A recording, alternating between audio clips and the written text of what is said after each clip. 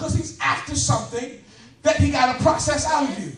Okay, I'm gonna fast forward and then rewind. I'm just gonna do this way today. Come back another day. I'll hang from the ceiling. But watch this. He tells the man in the temple afterwards, because it's amazing where he finds him after he get healed. And he says to him, he says, "Go and sin no more, unless something worse come upon you." You missed it. So his paralytic situation came from a sinful condition. So it was his sin that had him laying by the pool for 38 years.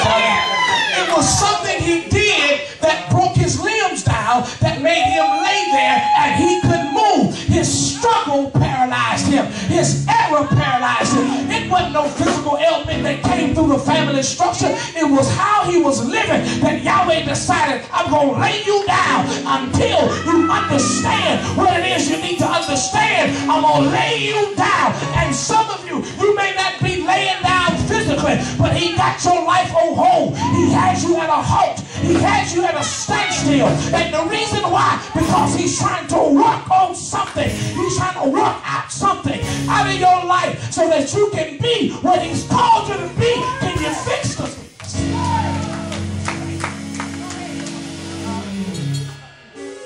Are y'all hearing what I'm saying? 38 years he laid there. And he could not win the competition. Can I help you? Even if we dealt with the whole God situation that they had going on, and even if we got into the mindset that the angel did start the pool and it did get healed and it did get healed, did you realize for 38 years Yahweh would never let him be first? Oh, let me help you. In other words, you are never going to get where he wants you to go in a shortcut. There is no shortcut to your destiny. There is no quick way. You can put in the GPS and let life all you want and put alternate route. You're going to still have to go through all the necessary roads, the necessary stuff you have to go through in order to make you who you are. In order to fully walk in your destiny, you must go through the things that you go through. It's attached to you. It's a part of you. You can't pray it away. You can't fast it away. You can't do nothing. You just got to say, nevertheless, not my will, but your will be done. I don't like how it feels. I don't like what they're saying about me. I don't like what I got to do. But nevertheless, I'm going to do what you said in spite of how I feel. When you learn how to separate your emotions from your call, you'll be a better person. What you're trying to do is bargain with Yahweh, and you want your emotions to be right while you're doing it.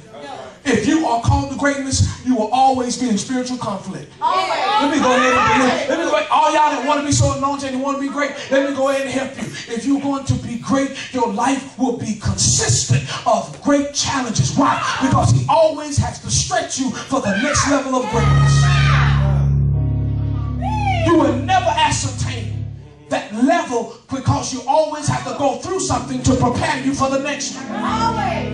So if you don't like friction, if you don't like trouble, if you don't like pain, if you don't like betrayal, if you don't like rejection, if you don't like any of those words, then you might as well put it down and go home and cross your legs and watch cartoons. Because this is inevitable for those of you that are going to be great and walk in great exploits. I love it. Are y'all following me? Yes, sir. 38 years. 38 years. His sin put him down for 38 years. Now let's deal with the psychosis. Let's deal with the medical issue. Because if you go, you find out the word psychosis is a mental issue. It's a mental issue of the onlooker. That for 38 years, he had to watch other people get what he desired. That's got to be a painful place to know that you are something great, but he has you on hold, and then he let you watch lesser people do greater things. Well, y'all don't watch it. Y'all don't want to talk. I'm going to go home. It's amazing how you are so called to do something, but then he puts you on hold, and you have to watch other people that you know don't have what you have, know that they ain't made the sacrifice you made, know not as committed as you are, and you watch them step in front of you and they get blessed, and you want to celebrate with them, but you don't know how to handle it because you know you deserve it.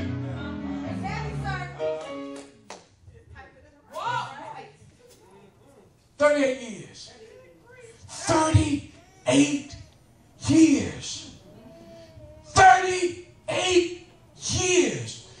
38. We don't even know how old he is, so we don't know how much of his life that was wasted laying by the pool. Okay, I want to help you. As of this day, I need you to stop laying in places of possibility and really walk in what you are. Okay, that's a whole nother level. You got to stop walking in places of possibility. It's possible. It's possible. No, no, no, no. You got to make up in your mind to know it is. And if it is, I'm going to walk in it. I'm not going to waste 38 years thinking about is it possible or not. I know what he said. This is what he's going to do. I believe it. I'm settling it. And I'm going after it with everything I got. 38 years. Look at his mental condition. He's sitting there on the porch, waiting for the pool to be stirred. And every time it's stirred, because of his ability, he can't move quick. His mind is moving quick, but his body is not responding. I got to talk to some of you. His mind is saying, jump in the water. But his body can't respond at the level his mind is requiring. In his heart, he wants to get in the water. But his physical ailment isn't giving him the privilege to do it. What am I trying to tell you? You have to learn how to be discerning of your environments.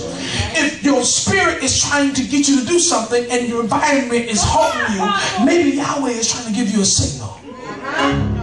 What we try to do sometimes is press past the halt. And what we got to learn how to do is discern, well, maybe Yahweh is saying not right now. He ain't saying no, he's just saying not right now. He ain't, because just imagine what would have happened if he would have got in the water prematurely. He would have got out of the water whole, but he wouldn't have got the wise word, don't do what you did, because you're going to be back in a worse state. So some of you jump out prematurely and you miss the wisdom. So you find yourself back in the same predicament, but worse off. If all you had to do was wait on the perfect timing and the right move, and your life would have never been the same. Look at somebody and say, don't be in a rush, don't be in a rush. Don't be in a rush. Don't be in a rush. Don't be in a rush. There's nothing about sustained success that happens in a rush. You're right. Goodness gracious. Take your time. It's amazing. What would you in a rush for? What's the rush? Because if you will be honest with yourself, if he placed it in your hands now, how will you really manage it? You're right. You want it, and I'm in agreement with you because I want you to have it. But the truth be told, if you had it right now, how much better will your life really be? Really be. You're right. Can your life really manage what you're praying for right now? Can your life really handle what you're asking for right now? Think about it. Think about all the stuff you're asking him to do, all the stuff you want him to do in your life, and be honest with yourself. Just take a quick evaluation of your life and say, can I really manage $1 million?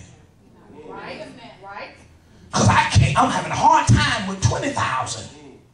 Can I really manage $1 million?